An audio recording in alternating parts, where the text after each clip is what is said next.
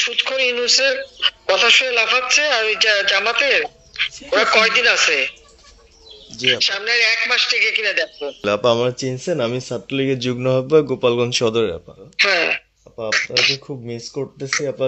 আপা দেশের অবস্থা তো খুবই খারাপ আপা। খুবই খারাপ। সবার উপরে শুরু করছে এখন খুন করা।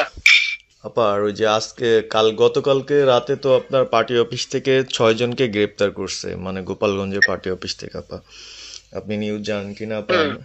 আমরা তো বাড়িতে ঘুমাইতে পারতেছি না আপা। এটা প্রশাসন খুব মানে খারাপ করতেছে, যৌথ বাহিনী অভিযান করতেছে আপা, এই অবস্থা।